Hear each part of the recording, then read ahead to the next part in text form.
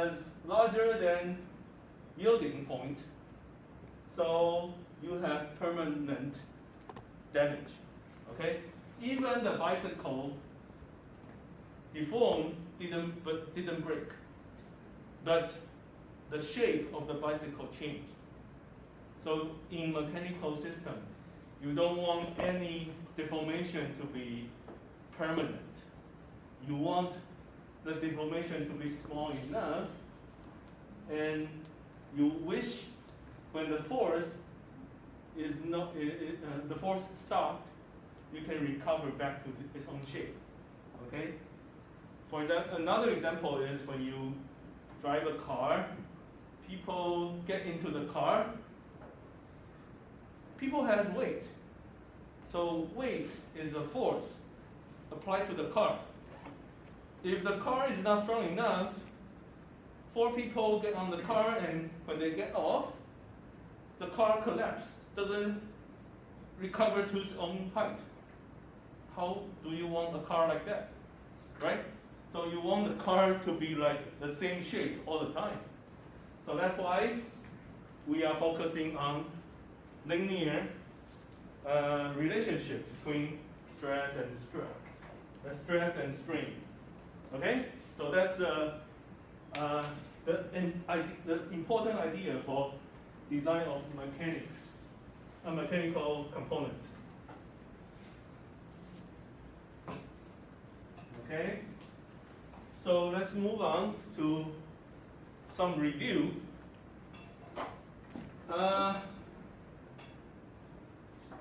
Now we need to know a concept called the safety factor.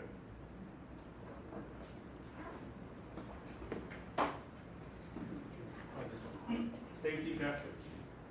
Okay?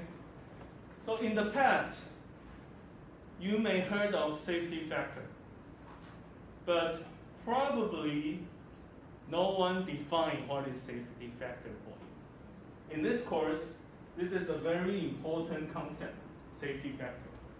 Okay, so usually this is a ratio of the strength and stress. So this is like am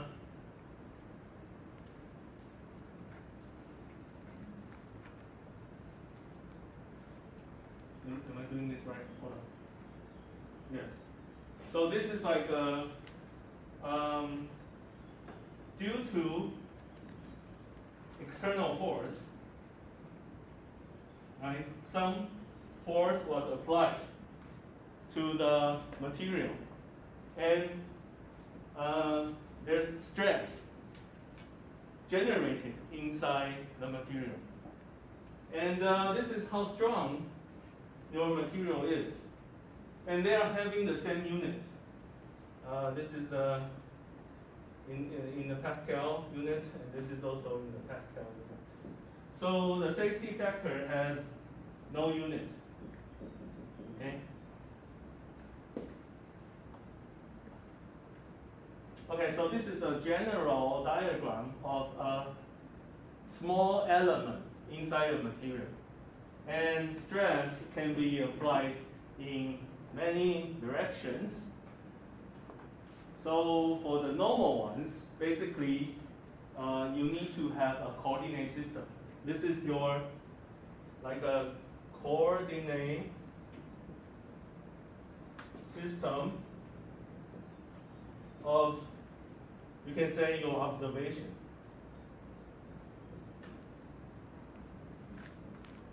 Based on how you observe the material, this coordinate can change. You can look at this material in this order, this orientation. You can also change your orientation. So no matter how you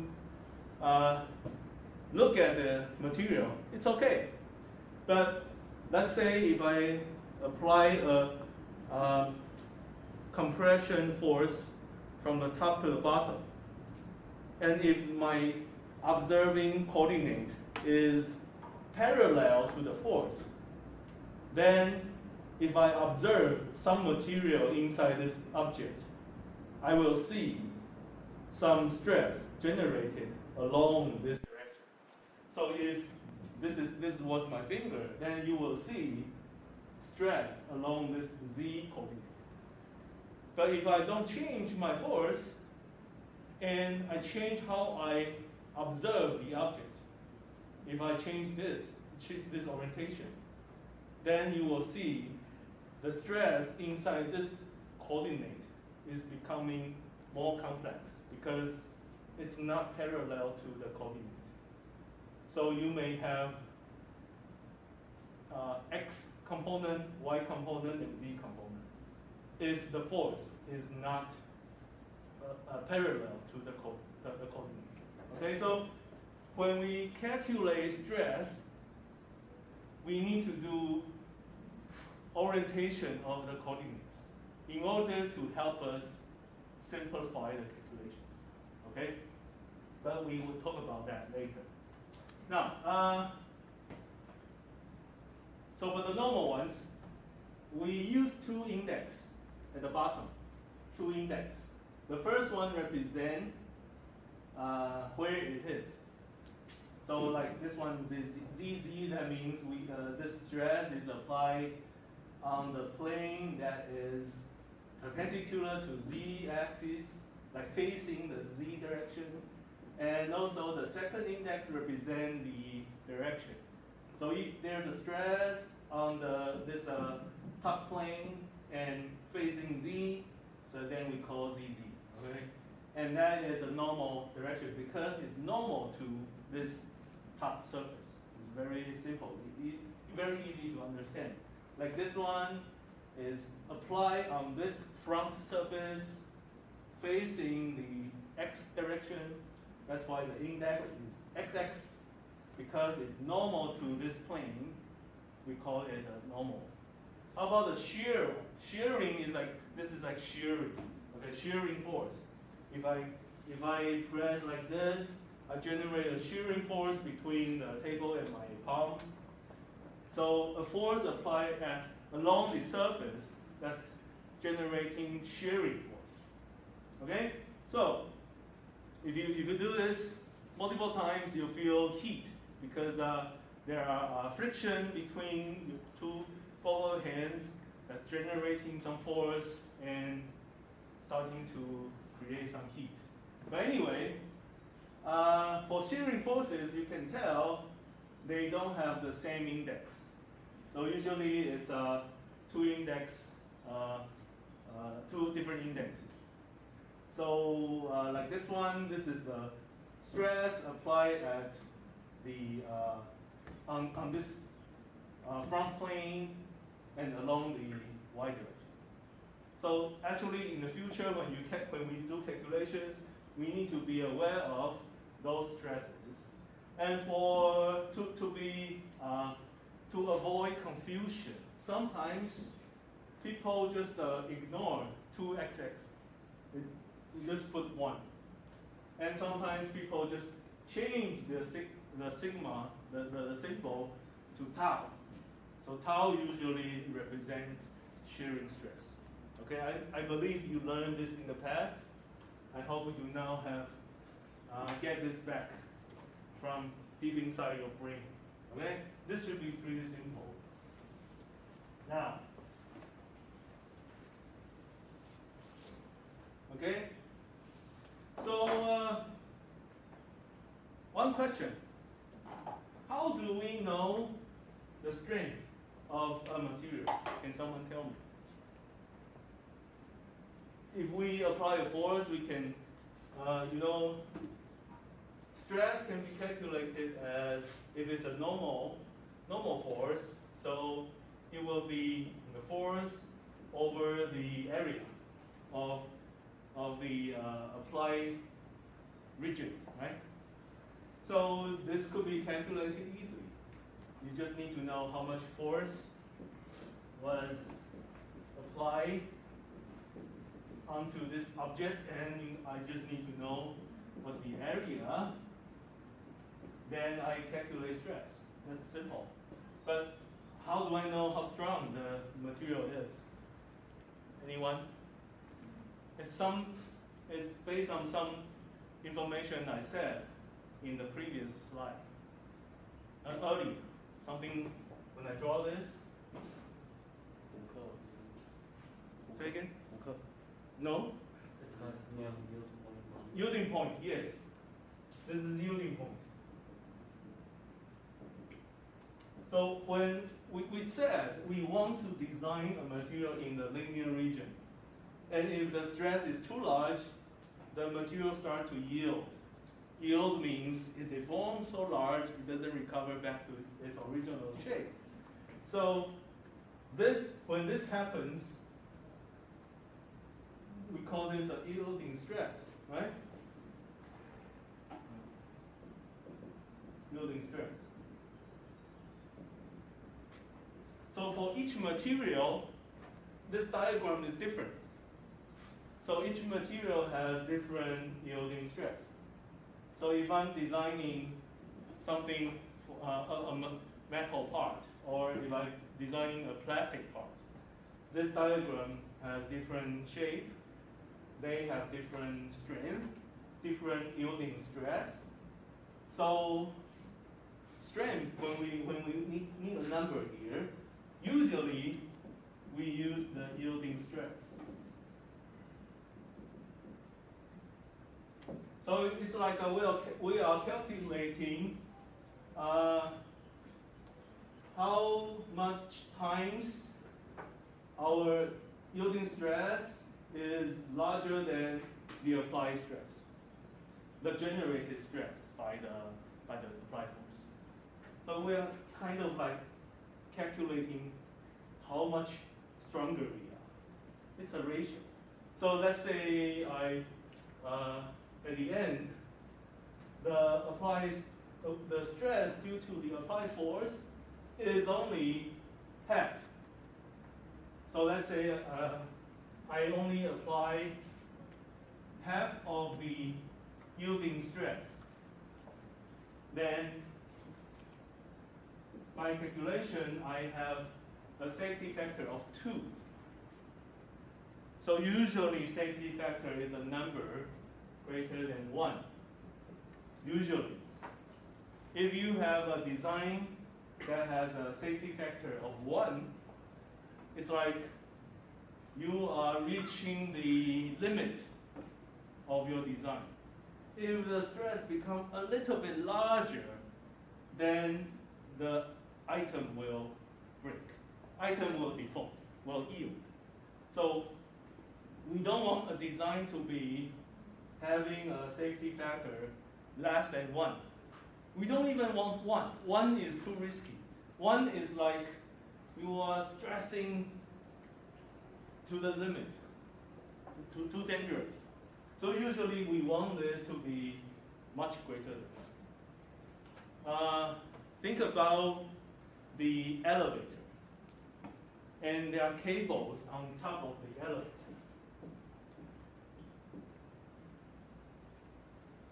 Right? There are cables. Think about the design of the metal wire,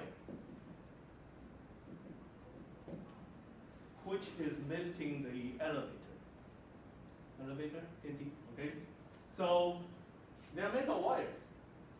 The safety factor of the metal wires has to be very, very, very high. If the safety factor is 1, and let's say if the metal wire, when there's people inside, it's external force applying onto the wire, facing down, and we can calculate how much stress is generated due to the extra force. And if one day the applied force and your yielding strength of the wire is the same, then probably it won't break. But if one more people come in, this wire starts to yield or just break, then it's dangerous. That's why it cannot be just 1. Usually, when a mechanical component is, the design is related to human life or to protect something, usually the safety factor is very high. Maybe 5 times or 10 times, I don't know, but I know it's very high. Okay? So this is giving you some basic idea of stress inside a material and, well, how do we calculate safety factor? Okay, actually this is what I wanted to tell you. I have a figure right here. Okay, and the yielding strength is right here. The slope is the Young's modulus. And due to those equations, you can put them together because of this linear relationship. Stress is a linear, having a linear relationship with strain, and the slope is Young's modulus, like here. So due to that, combining those, you can have this equation and you can come up with this final equation. That helps you to calculate how much deformation you will have based on applied force, original length, Young's modulus, and the area of your material. So from here, you can think more about this equation, not just memorizing it. Think more. So what does deformation, what is it related to? What causes deformation? So one, P is force. You must have force, then something will deform. And E is related to Young's modulus, so material property. If you have a stronger material, E becomes larger, so you will have a smaller deformation. If you have weaker material, then you have a smaller Young's modulus, then you will have a larger deformation. So force is right here, material property is here. So how about L and A? They are parameters about the geometry.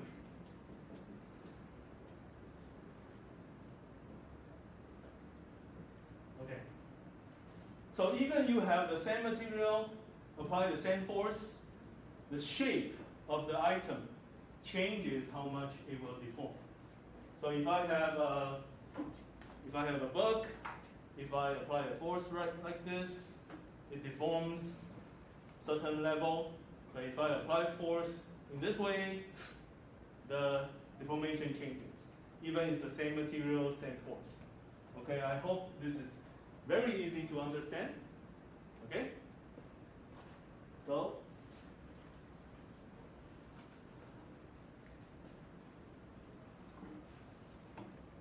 if you need to figure out more references, I usually put on the upper right corner of the slide. And Shigley's MED represent this book.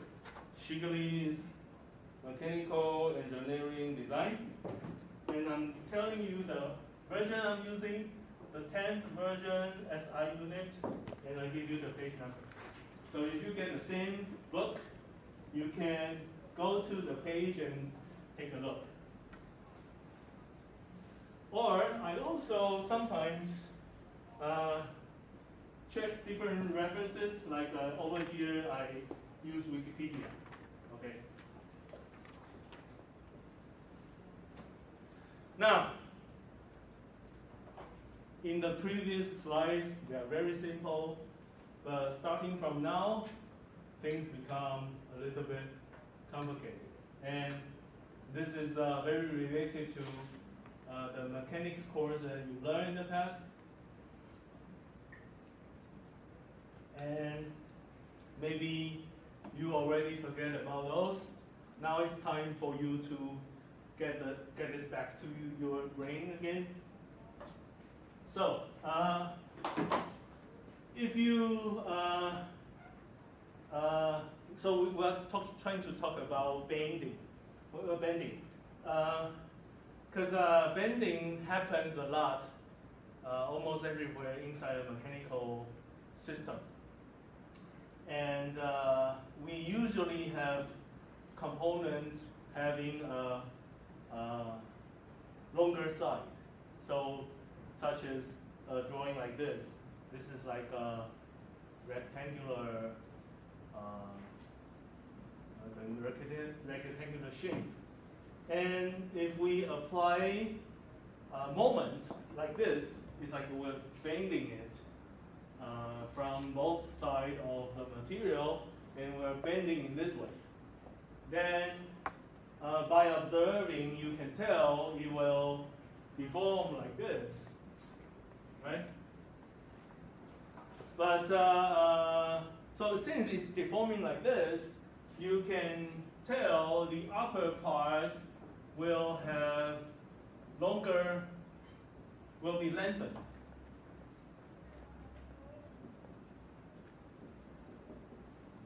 Become longer, okay? And the lower part will be shrinked. So you will be shorter.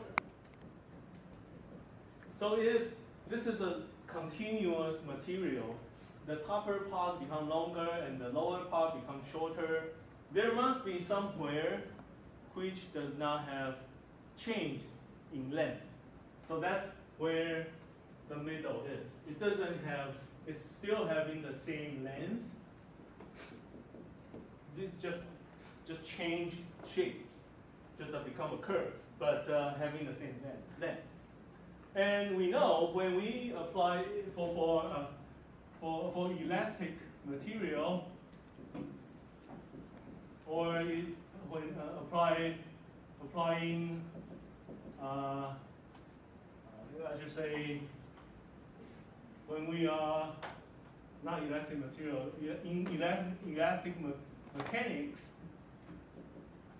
so we will have linear and linear relationship between stress and strain. When this is happening,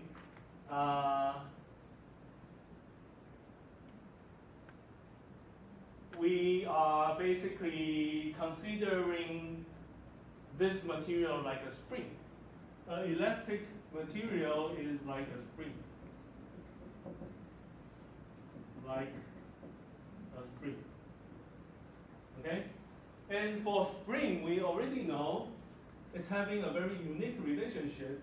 The force equals to K times delta X. So the force is also linear proportional to deformation. Right? So this is like a spring coefficient.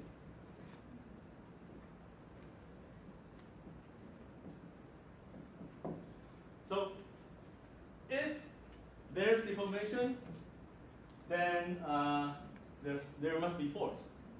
But along this curve, it doesn't change length. So it's like at the middle, it doesn't stretch. So when we talk about the material at the middle, along this direction, and after bending, even after bending, along this direction, if we talk about along the direction of the material, it doesn't stretch. So there's no deformation along this axis. So that means along this curve or along this line, there's no force. So there's zero force. Zero force along this direction only. Along this direction, there's no force. So if there's no force, there's no deformation along this direction, right? So since this is happening, we call this is a neutral axis, okay? So it's neutral, it's not, no force is applied along this, at the middle. If you do bending, pure bending, okay? And if we cut this material in half, and if we have a special glasses which can see the force, then we can see the vector of the forces, the stress inside the material, and it will actually look like this. Some animation screwed up, but it actually should look like this. This one is wrong. Okay.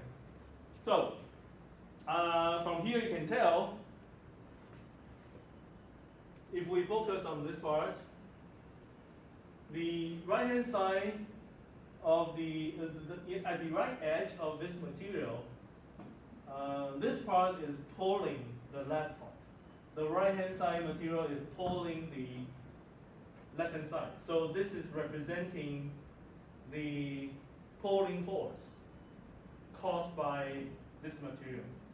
This material is pulling along this way. And how about here? Here it's being pulled as well. This pulling is due to the moment. So over here on this entire part is being pulled, being stretched. But at the middle, there's no force. So from here you can tell I should say the amplitude of, not amplitude, I should say how large the force is. Okay, we will have the maximum force at the edge, and we have zero force right here. So here is having a greatest force, and here we don't have force. Then, since this is a linear material, we assume here the force should be linearly being distributed. That's why there's a straight line. A straight line means linear, right? So you can kind of guess, here we have zero force, here we have the largest force, and at the middle they are just linearly decreasing until it reaches zero.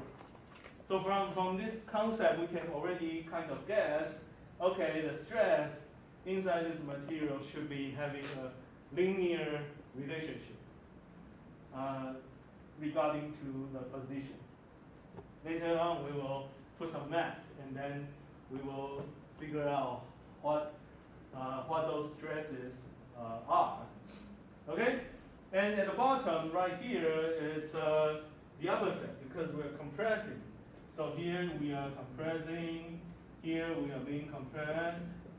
So at the bottom right here, the material on the right-hand side is pushing this material, and on the left-hand side of this material is being pushed as well. So the bottom part is being pushed. At the very bottom, we are having the largest compression stress, and at the middle right here, it has no stress. Okay, and if you try to draw this in angular view in a more 3D orientation, you can tell how this looks like if you view this on the side. And whenever we have a moment, sometimes we draw this with two arrows. This is following the right-hand rule. So this is your right hand. Those are your fingers. Ugly hand, sorry. But you can, this is the right-hand rule, right? So your thumb is representing the main axis of your right-hand rule, and these four fingers are representing how something is rotating about this axis. So your moment is going this way. So usually, in some engineering drawings, they just draw this. This is representing a moment. And those two arrows are representing the right-hand rules. Okay? And from here you can tell, on the other side, is going toward left. Why is that? We can use right-hand rule to check again. This is your right hand.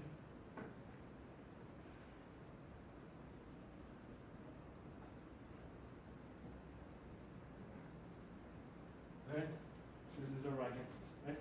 Going this way. So on this side you're bending here, bending this way, and on this side you're bending this way. So basically you are doing this kind of bending. Okay, I hope it's clear. And this is nothing new, you already know. I just want to make sure you are back on track. get ready to learn solid mechanics again.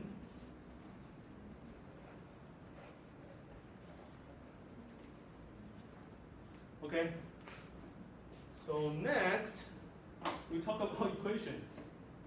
Okay, so things are getting more difficult. So how do we know? How do we figure out the equation for stress? How do we get this? It's not simple. It's not simple. Okay, so you can focus on this particular figure. We will have a small cut. So this page is very important. If you feel like the earlier ones are easy, this one should be much harder than the earlier ones. So now it's time for you to pay attention. If you focus on the small portion of the area on the side, so basically we are talking about a small portion. So here, this is dy. The height is a very small portion, a small increment of y. And the area we call dA. And we are trying to calculate how much force is applied to this small portion and how much stress this force is generating. So we're going to calculate the stress generated on top of this portion only. If we can do that, I can start to add up the same calculation everywhere. Then I can calculate the total stress being generated. Okay, something like that. So, but when we try to add things up, we don't add up the stress. We try to add up the moment, okay, that is related to the stress over here. So let's think about this. We have a small area. We apply force. Some portion of the force, and we generate stress, okay? And you know, this is some kind of rotation, right? Because you're rotating. So if you have a force, and you are kind of like using the force to rotate the material, so stress and rotate, and if you have something and you have a force and you have a rotational center, then there must be a distance between the force you apply and the center of the item. Then you can generate moment, right? So multiplying distance, you will have moment. Okay? And also force and area, if you put them together, you can get stress. So sigma equals to F over A. And over here, moment equals to F times the distance. This is how these two things can be put together, because there's force here and force there. You can plug in from one side to the other side, combine them together, then you can calculate how much moment contributes the force leading to the stress. Okay? So we already apply a total moment. This is like the total moment we apply. And this moment will have a smaller contribution which is responsible for the stress at this area. So it's like we are trying to build this relationship, and we're trying to figure out what's the small portion of that moment that will cause the stress at this area. And if we add them up, we sum up the smaller portion of the moment, and at the end, the total sum must equal to the total moment. That's how this equation is being generated. Okay, that's why we have an integral right here. Integral is basically summing.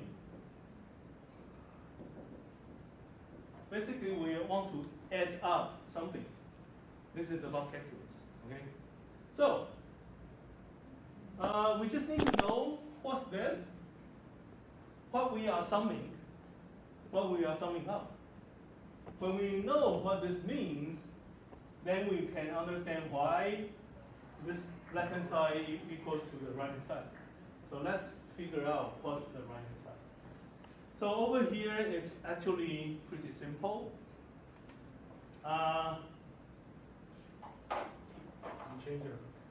We have a y here. Y is actually this. This is like a distance. So this is the distance between, like over here, you are applying a force here. This is force. Oh, I should have the same length. This is the force being applied on this area, and this is like the distance, right? So if I multiply them together, force multiplying distance, that's moment, right? So that would be the moment that's happening at this small area. So right here, this is actually distance, and this is actually moment. This is actually force. How come this is force? Because stress equals to F over A, but we are only handling a small portion of the area. So this is like a small portion of the area. Okay, and basically the force will be this. And how come stress is a function of y? Because if I change the position to a different place, the size of the stress becomes smaller. So we are sure stress is a function of y. When y equals to 0 right here, force equals to 0. When y is here, this is y equals to c. When y equals to c, stress is the largest, right? Because the linear relationship I said. Okay? So this is a function of y. That's why we see this y times stress, a function of stress of y, and dA. So it's very simple. It's actually force times distance, which means the moment. But the moment happening at this small area. What I need to do is just sum them up. So how do I sum them up? I just sum from the highest position to the bottom. So when I sum from y equals to c to y equals to negative c. Just add them up. And if I add them up, supposedly I should have the total moment. So it's like a balance of moment. This is how much moment is being generated on the right-hand side, and this is, on this diagram, this is how much moment we apply to this system on the left-hand side. Both should have balance of moment. Okay? This is using the idea of balance of moment. Now, what we need to do next is to play around with this equation. So over here, there's one key step, which is the assumption of sigma equals to k times 1. So right here, this is y equals to 0. This is y equals to c. and this is somewhere, some position y. So this is how much force you have. So this is the largest. But how about here? It should be the force, not force, stress, sorry. The arrow is representing stress. So this is somewhere at the middle, and it's a function of y. And because we know the stress is increasing linearly related to your position. So we assume it's having a constant coefficient k times your position. So based on that, I can replace this by ky. That's why we have ky squared over there, because there's a y and there's another y, so ky squared. Okay? Now, k must be a constant, because it's a constant that we created at the beginning. So how do we calculate k? We can take k out of the integral. It's a constant. The k has nothing to do with your area. K is just a linear relationship, the slope. So if we take it out and rewrite the equation, we get this. K equals to total moment over this integral y squared dA, and from negative c to c. Okay, so what is this? It's something that only relates to geometry. Take a look at this. Y is talking about and of position. Yeah, y is about the dimension, about position. So if you have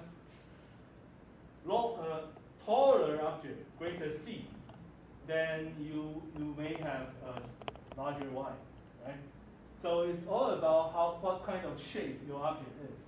And area, of course, is it's also related to geometry.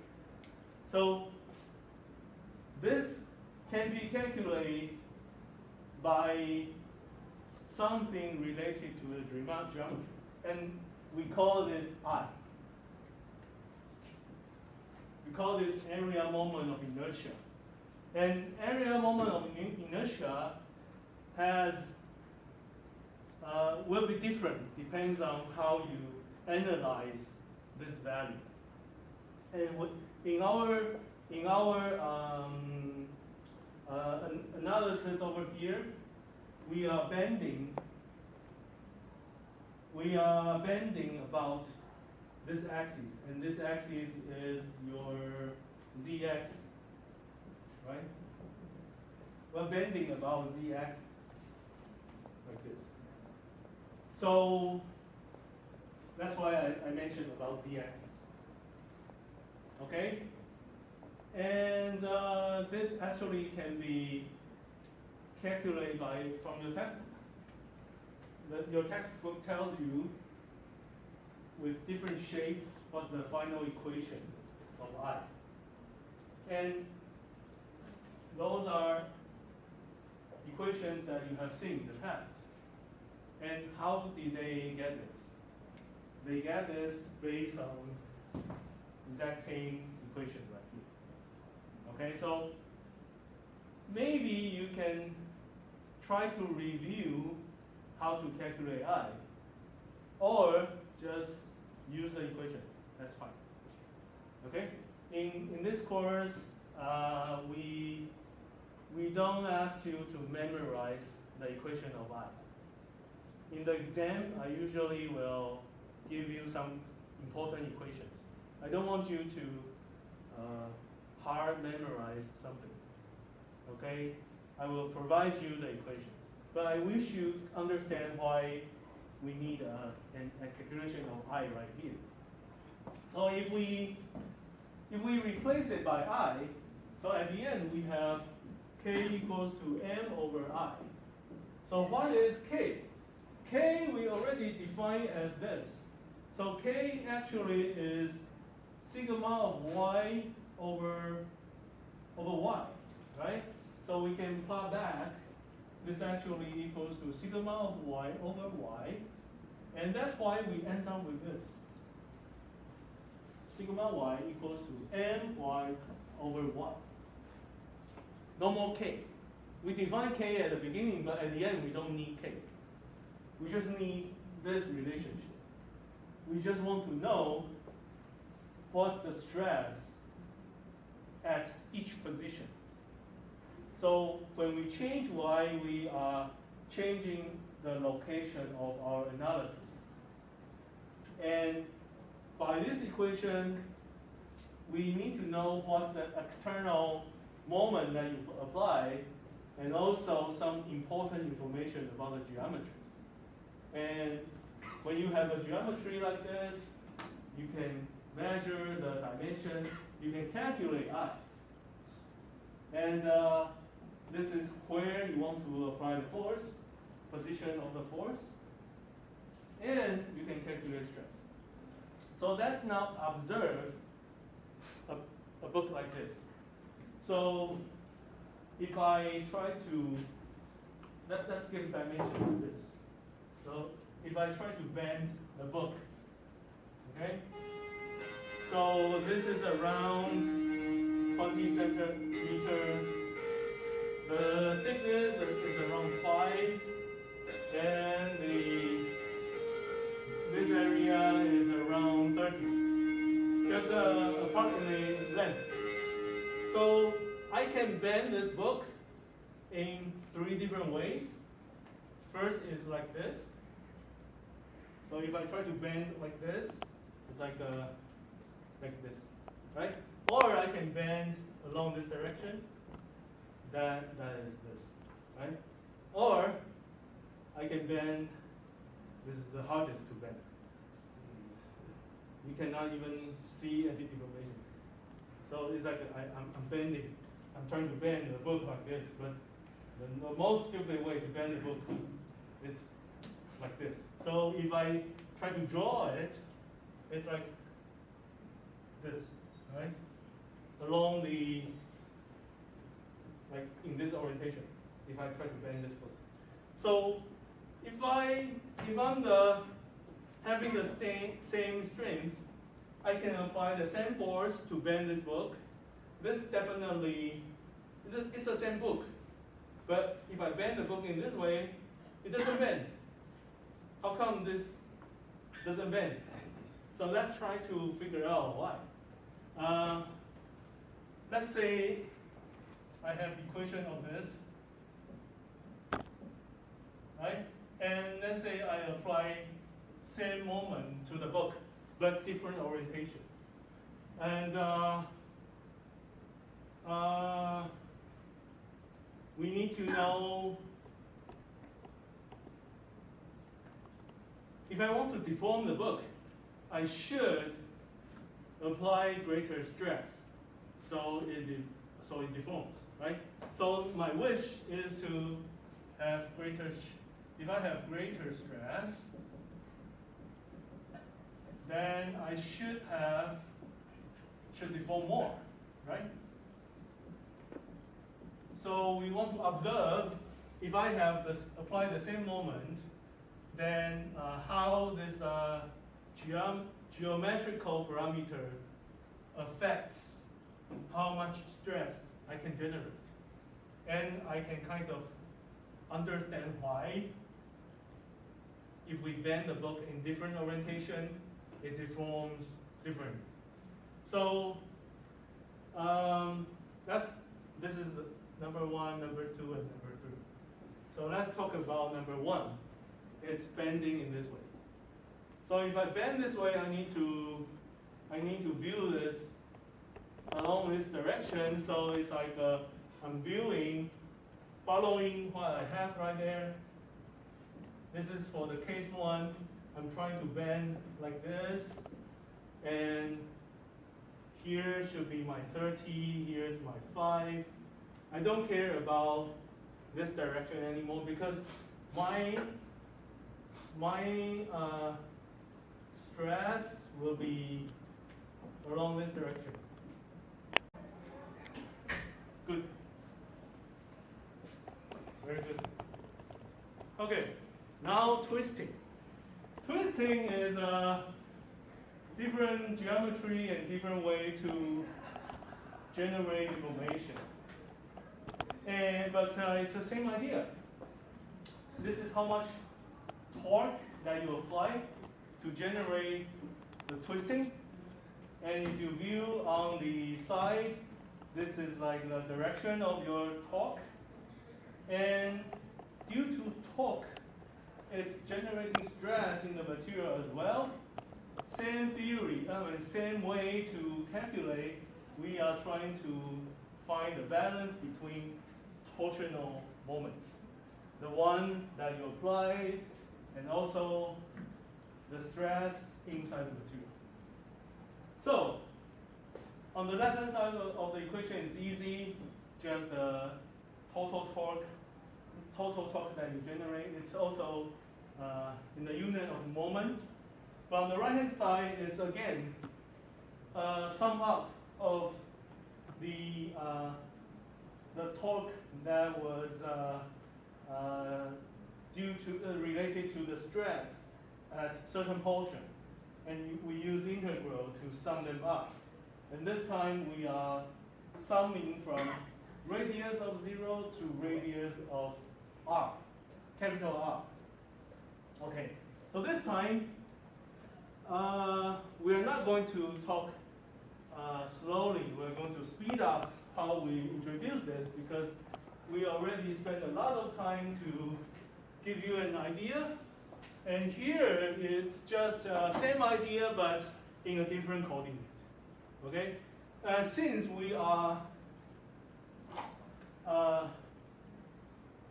doing twisting, and twisting actually causes shearing. So for a material, when we talk about shearing, the linear relationship is in a different coordinate. So this is all about shearing, and this is your shearing stress. And this is your, what's the name of it? Shearing strain? No.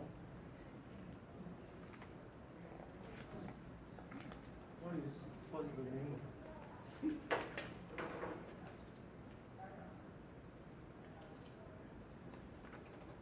Anyone knows? Shearing strain? Typical shearing strain? Okay, it is shearing strain. Okay, good.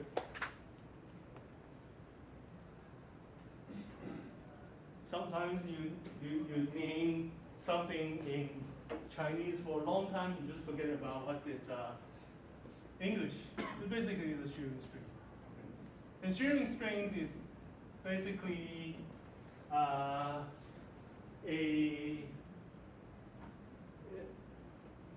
shearing strain. And remember, there's also no unit, but it's about angular deformation, like how much angle it's deforming. And so here, G is your shear modulus? Yes, I think it's shear modulus. Okay. So, in order to figure out some terms inside, I think do we need those? Actually, we don't. Because all the calculations here are very similar to what we had in the past, in the earlier slide. Okay, so this is just to try to relate to what I introduced earlier. Earlier, we introduced how we calculate the linear deformation, but for twisting, you basically try to calculate how much angle your twist is. Okay, so you will see a dashed line right here. This is like if you draw a dashed line on the cylinder, and when you twist it, that dashed line become like a tilted line. And if you look from the side, this point has been twisted up to here, and the angle of this twisting deformation basically can be calculated.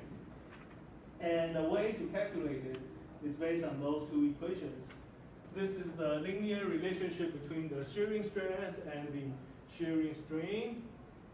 And here is about geometry. Let's take a look at this.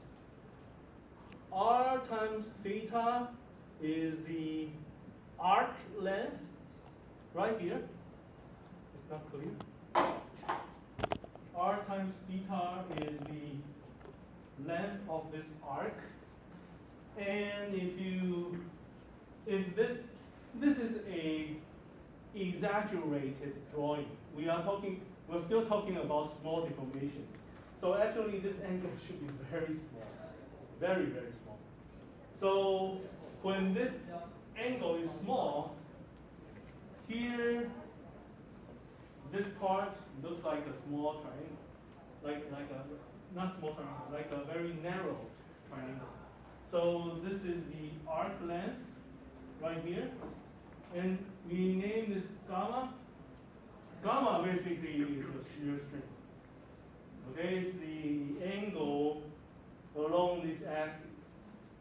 Okay, and the length over here will be similar to the length over here because we're assuming deformation is not large. So if you multiply these two, the length times angle, you also have the same arc length. That's why R theta equals to L gamma. Okay, R times theta is the arc length, L times gamma, same length. That's why they are the same. But this only works when we have small deformation. If you have large deformation, this math doesn't work. Okay? So because of these two, you can put them together. From here, you can already get this. And you plug in from here, you can get theta equals to that. So we can now observe again what is causing this angular deformation, the angular difference. So this is how much force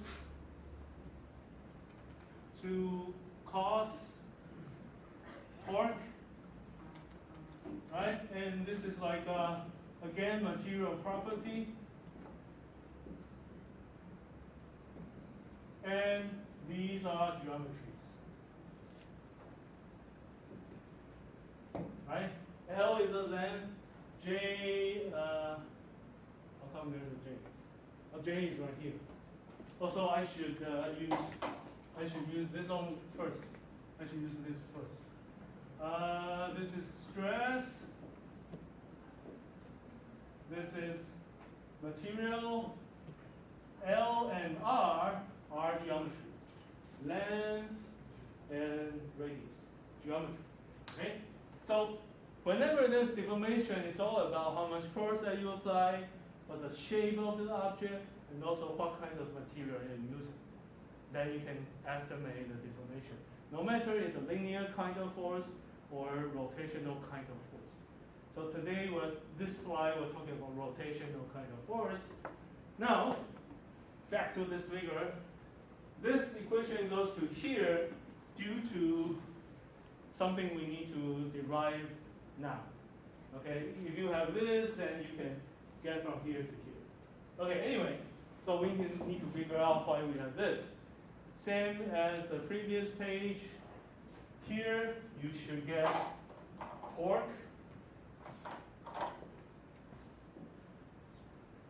This is supposed to be torque. So you sum up the torque, you get total torque. So this is a torque right at this pink area.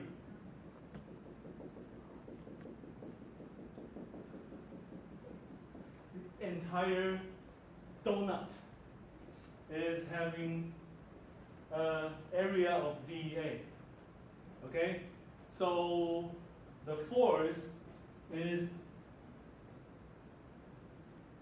actually on top of the entire ring, everywhere. Okay, along the tangent direction, everywhere, but having the same size. So if you know if you have radius, here is the radius. If you have distance, this is distance. And if you multiply how much force you have, so here is again the force, and here is distance. So force again is stress times area. But here, this time, it's a shearing stress. Okay, so this is how much shearing stress you have, multiplying the entire area.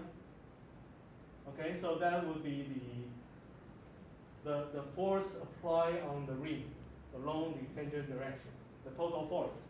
Multiplying the distance, then the total force will be generating some portion of the torque on top of this ring. Then if you sum up from the zero radius to the top, the entire torque will be summed up together. Then this right hand side should equal to the left hand side, the external one. That's how you balance this torsional moment. Okay? Once you have this, because centric, we assume this torque is linear proportional to the radius based on our observation. Again, over here there's no stress. Here we have the largest stress, and they are having linear relationship. So again, centric, we assume tau equals to K times R, and we can then reduce this complex equation into a much simpler one. And K is a coefficient that could be taken out of the integral. That's how you can get this at the end. And from here you can see this is a very similar equation that we had earlier. This is we call K, we call J. So J actually is IZZ. Let me show you earlier we have IXX, and sometimes people call IXX or IX, and this is IYY or IY. But how about where is IZ? It's right here. J is IZZ. J is IZZ. And J could be calculated by IX plus IYY. Okay, this is how you calculate. Okay, so if you check your, usually at the back of the textbook, you can get equations like that. So this is how you calculate J, and the original calculation is based on this integral, but again, we can find references. Let me show you area moment of inertia. Okay, you can just a wiki, just list of. It's also called the second moment of area. Here, Ix, Iy. Iz, from here you can see, is the sum of Ix and Iy. Okay? So for all kinds of shapes, you can calculate Ix, Iy, and Iz. But if you have non-symmetric shapes, you may not calculate the other I easily. So there are tons of I's for you to estimate. Like this is what we introduced earlier. It even shows you different equations when you have different center of rotation.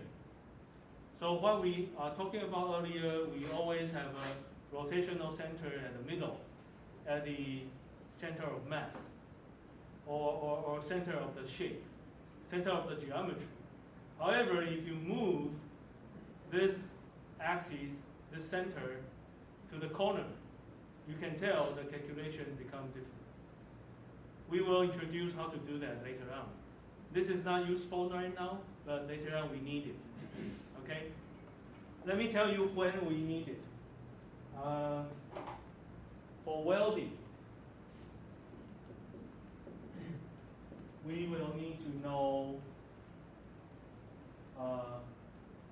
moment of inertia at different rotational center.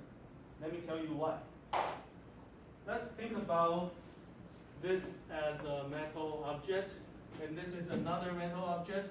I'm trying to glue this part onto the wall.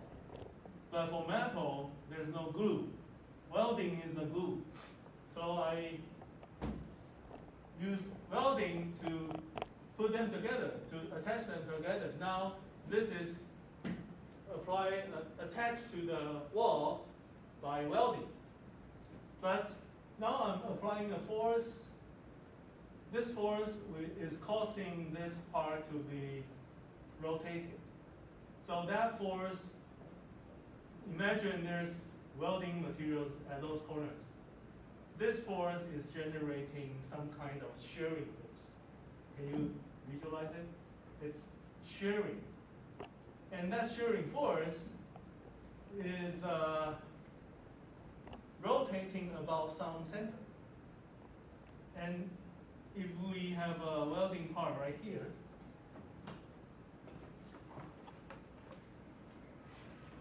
if I have some welding here, some welding material here, and so also some welding material here. So imagine the book is still here, I'm applying a force, and that force is causing some kind of shear,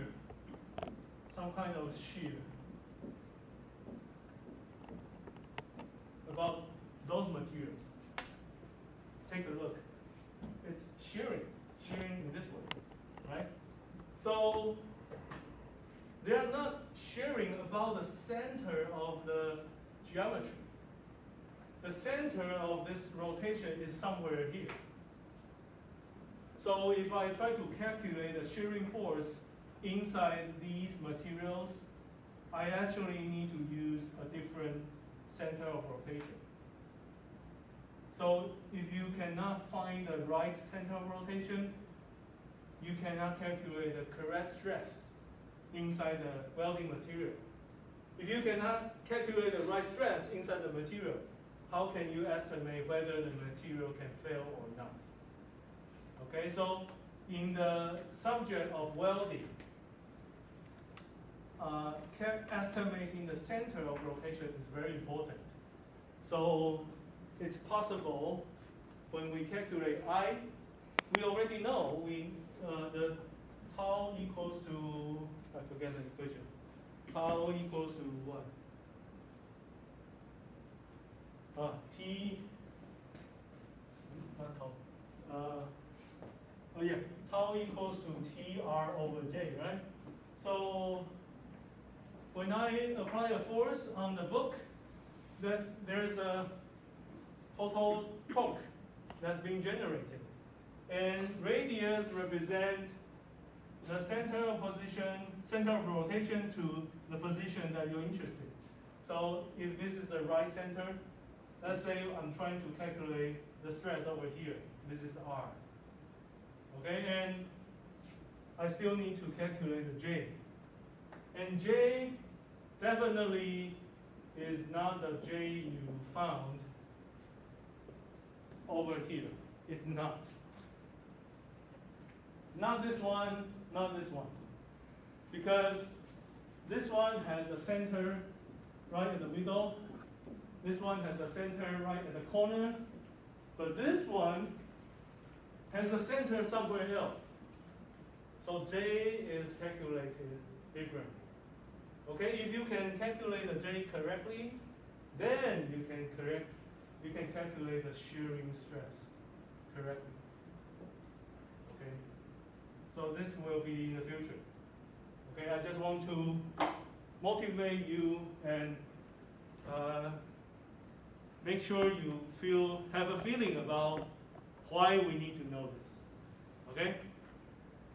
So, that's everything I want to cover for sharing. What's the time? It's, 51? yes. Okay. Let me see what's next. Okay, maybe, is this the last page?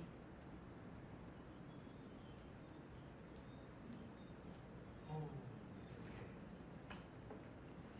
Maybe I talk one more, then we should finish for today. Okay.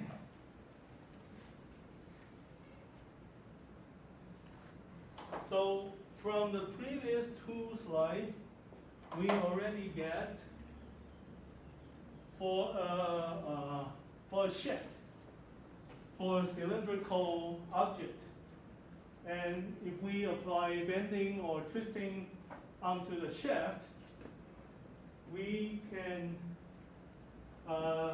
we know these two equations. Okay, so this is normal stress due to bending moment. Okay, and this is the radius of your cylinder, and this is the area moment of inertia. And supposedly in this figure you can use Ix if you are having x coordinate, y coordinate like here, and you are bending about x. Bending about x. Okay, and for twisting, this is shearing stress, and this is the torque that you apply. Again, the radius of your rod, and J, which is the polar